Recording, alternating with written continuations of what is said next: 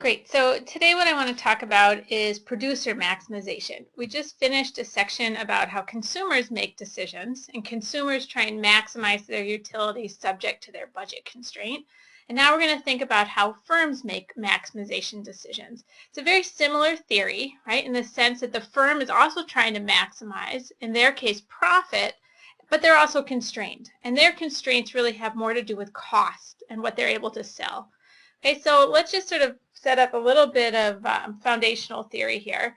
The first thing I want to point out is the difference between an intermediate treatment of this and a sort of entry-level basic treatment is that we do more to think about the short run versus the long run. So generally when you're teaching in an intro class, most of the theory you do is about short run costs. And when you do the intermediate level theory, what you're reading about in your textbook for this class will give you hopefully a deeper sense of how that short run connects to the long run. Okay, and so in its most basic sense, the difference between the short run and the long run comes down to fixed and variable costs. Okay, so in the short run, there are some costs that are fixed, whereas in the long run, there are none.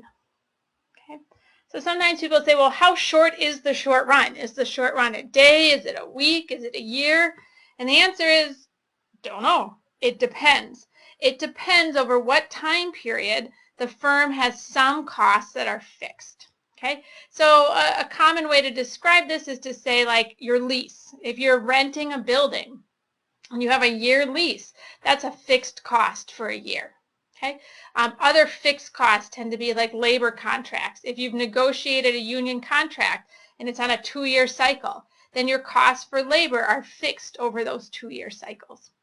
Now, traditionally, when books present this, they fix capital. Okay, so they fix the decision to make an investment in a factory or a machine or something else, even human capital, right? A fixed human capital decision is you've decided to go back to college. You've made that investment.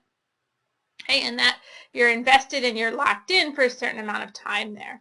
Okay, so oftentimes we're fixing capital. That was supposed to be a C there. Okay, and then what we let vary is labor. Okay, so generally when you see this presented in a textbook, they'll fix capital and then they'll let labor vary. So in the short run, some costs are fixed, other costs are variable. Now, in the long run, the new theory, what you're sort of reading about in this chapter that might look new, this whole deal about like an iso-quant and an iso-cost line, right? So you get this theory with the expansion path.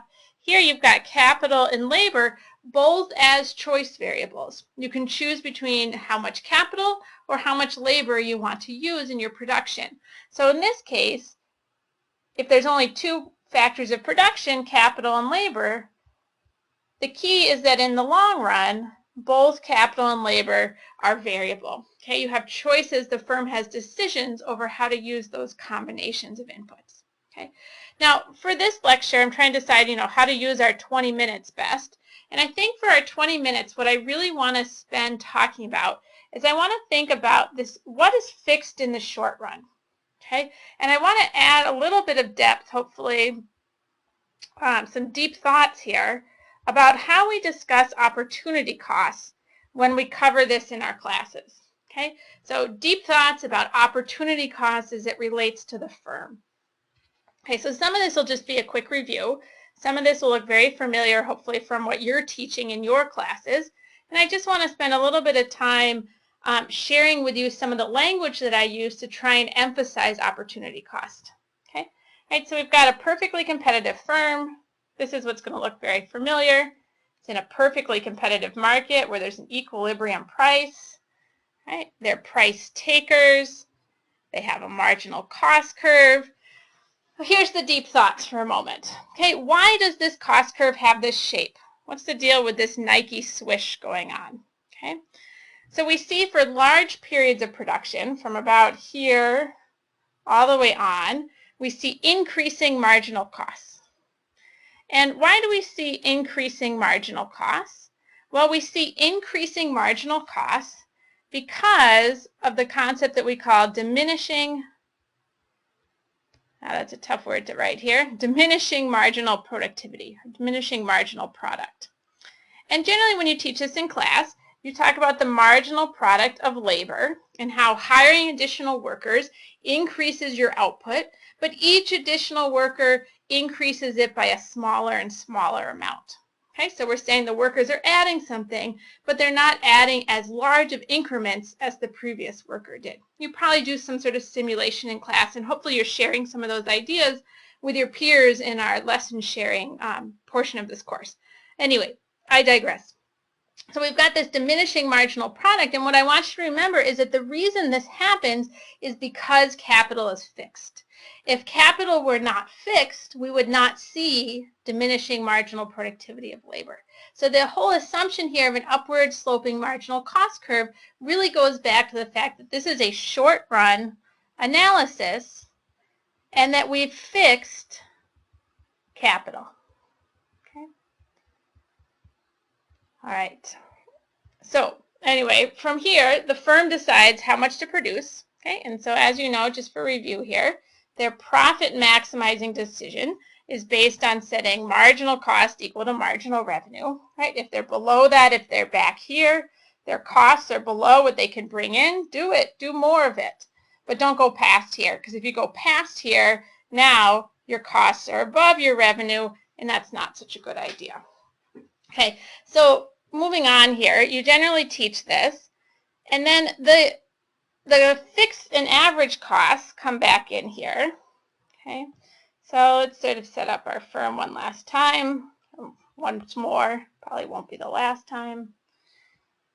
Okay, so we get our cost curves here, and we wonder, is this firm making a profit? Okay, because this profit maximizing quantity here, you could actually be doing the best that you possibly can be doing and still losing money.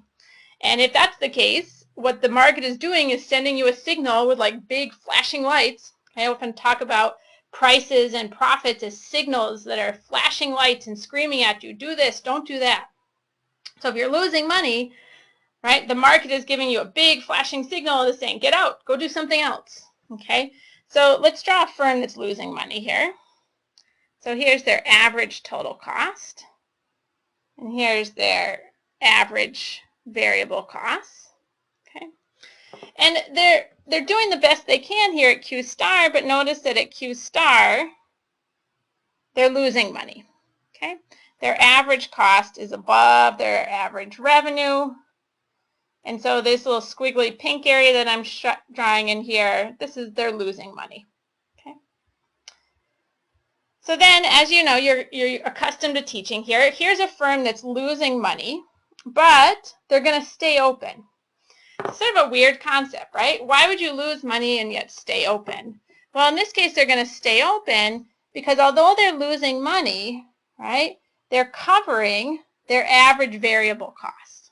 Okay, so this is that firm that doesn't shut down immediately, that stays open despite the fact that they're incurring losses.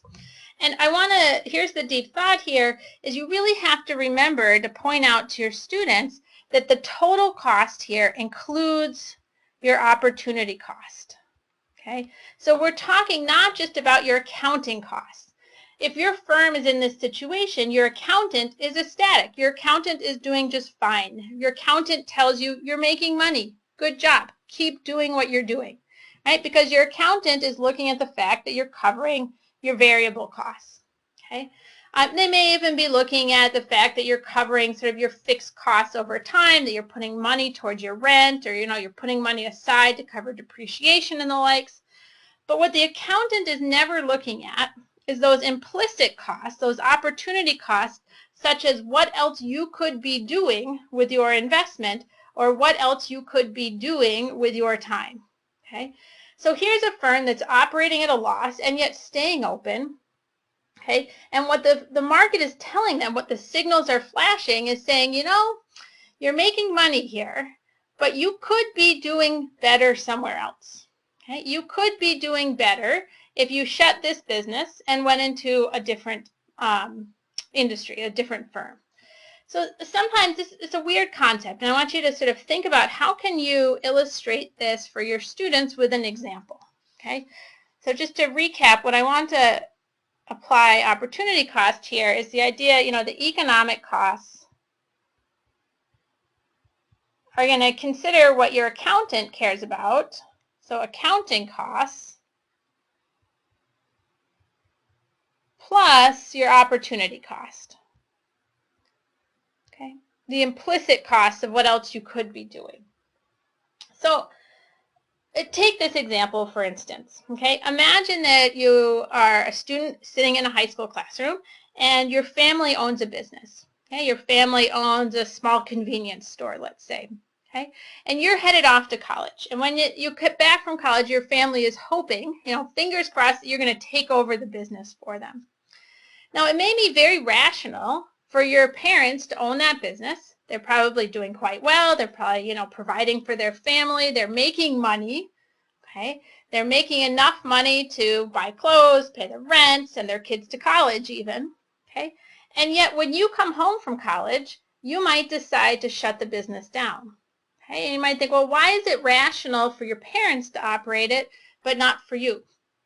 Well, once you've been to college now, you have a variety of career options that are available to you, and so your opportunity cost may be quite different from that of your parents. Okay, so sort of try and think of examples like this that can get students, put them in a story, put them in a situation, and help them think about their decisions about what career, what kind of firm or business they may want to either open, continue, or work for. And think about the fact that if they decide to keep working for the family business, they're foregoing the opportunity to go work for Best Buy or to go work for Cargill or to become a high school teacher. But whatever other opportunities and whatever other salary and also any other non-pecuniary like happiness that they're giving up is part of their opportunity costs. So all those firms out there that are losing money, or even those firms, right, that are making, oops, sorry, that should be a C, that are making zero profit, okay, because what's the deal with zero economic profits? Well, remember, the deal with zero economic profits here is not that their accounting costs are zero, right? They're making accounting profits, but at zero economic profits, right? So zero economic profits means that their revenue is just covering their economic costs. Okay, it's just covering their accounting costs and also whatever else they could be doing with their time. Okay. All right. So hopefully you guys are finding some good articles or sharing some good ideas about how you can teach this in your classes, because I have to be honest, I find that this is one of the places where students really start to struggle with all the graphs. Okay, and we've started to define costs in sort of a really weird way. It makes sense to us once we get used to it, but it can be a bit of a tongue twister for a while. So another example, another place I like to take students is if you've seen the show Shark Tank. It's on NBC, and they run reruns all the time. But you might show like an episode of Shark Tank, okay? Because when people come into the tank on Shark Tank, they come in and they're looking for an investment, and they really get grilled by people about what the return is going to be, not only from an accounting standpoint, but also in terms of the opportunity cost. So on Shark Tank, when they tell stories and you hear somebody come into the tank to pitch an idea, to say, hey, I want to start this business, and they say, I quit my job, right? I quit my job because I believe in this business so much, right? I think this is really going to be the new thing. It's going to take off. It's going to make millions. And I quit my job making, $100,000 at a big tech firm, okay? Well, that $100,000 that you gave up is a foregone opportunity, and that needs to get considered when we're thinking about whether this business should be funded, whether this business is the right investment for this person to make. Okay, sometimes they tell stories not only about how they quit their job, but they also took out all their savings, right? They have their life savings invested in this business, right? So let's say they had $200,000 in life savings. Well, that $200,000 could have been in the bank. You could have just left it alone in the bank, and even though the bank doesn't pay very much, you would have earned some interest. Okay? Or you could have left it in the stock market. and that money could have earned some interest, right? Or sometimes they even say they mortgaged their house, right? They took out a second mortgage on their house to fund this business, okay? And again, that money has an opportunity cost to it as well. So the interest that you could have been earning on your savings and the interest that you're paying off on your second mortgage here need to get included when you do a full calculation of opportunity costs, right? The fact that you quit your job and you gave up the opportunity to earn that money, just like you gave up the opportunity to earn this interest, is all part of the calculus of what goes on, okay? So there's my little bit of ideas for you for this section. Make sure when you're teaching about this that you're thinking about opportunity cost and really trying to explain to students how accounting costs differ from economic costs and how it is that we can end up with this sort of seemingly odd conclusion that firms will operate at zero economic costs in the long run, and that'll be sustainable and in fact optimal. Okay, so just as quick review here. So again, we're looking at the market and the firm. And let's just tell that story one more time since we were telling it rather quickly.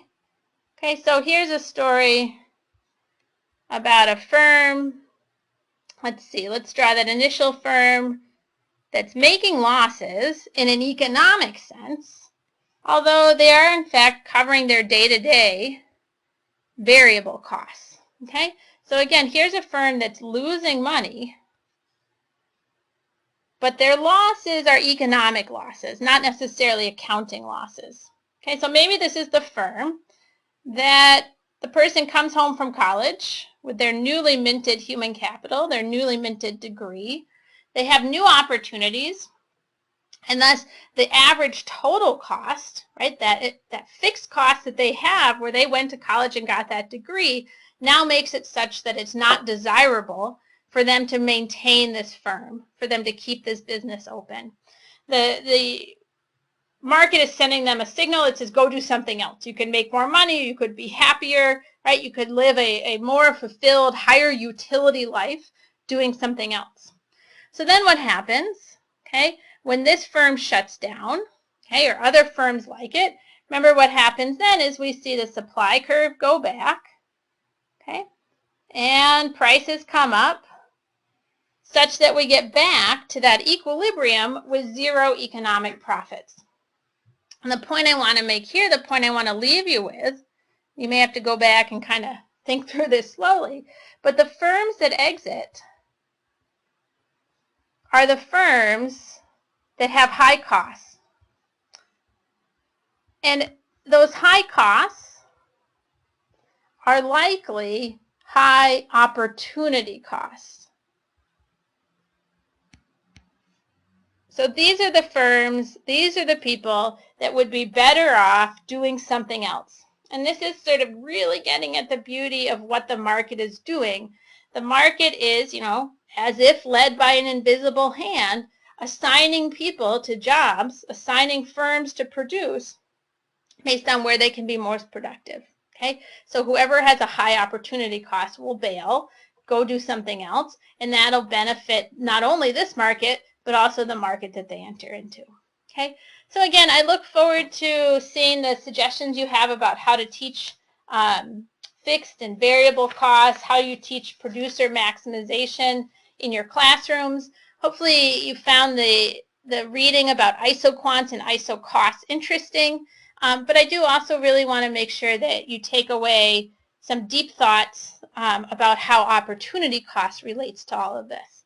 Okay, and part of my motivation, I'll leave you with this, part of my motivation was that there was an article a couple years back that surveyed about 200 professional economists, okay, PhD economists, and asked them about opportunity costs. Took this question out of an entry-level econ book and says, what's the answer? Okay, so the question is, if you won a free ticket to see an Eric Clapton concert, you can tell their audience was sort of a baby boomer audience. Anyway, you won a free ticket, which you can't resell. Okay, you're the holder of a ticket here.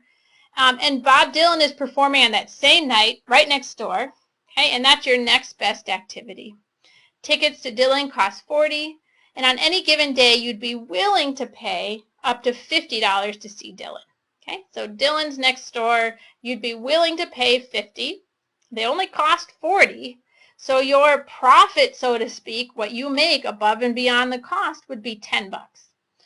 Now, assume there's no other cost to seeing either the performer. We're not hiding anything here. Based on this information, what is the opportunity cost of seeing Eric Clapton? In other words, what are you giving up by going to the Eric Clapton concert? Well, you're giving up that $10 in happiness, right, that you would have seen, that you would have gotten if you'd gone to see Dylan. So the correct answer here is 10. Okay, $10 is the right answer. But check this out. When you ask economists what they think, okay, so out of just about 200 respondents, only 21%, well, almost 22%, said that the correct answer was $10. In fact, the answers that they gave were all over the place. Okay, and statistically, you can't distinguish here whether they were actually thinking about it here or whether they were just randomly guessing. And the authors of this piece took this to mean that economists don't really even understand opportunity costs themselves, or they're not doing a good job in graduate education of really drilling into students what opportunity cost means. But I take it somewhat differently. I take it to mean that opportunity cost is in fact sort of a nuanced concept. Okay? It's a harder concept than we give it credit for.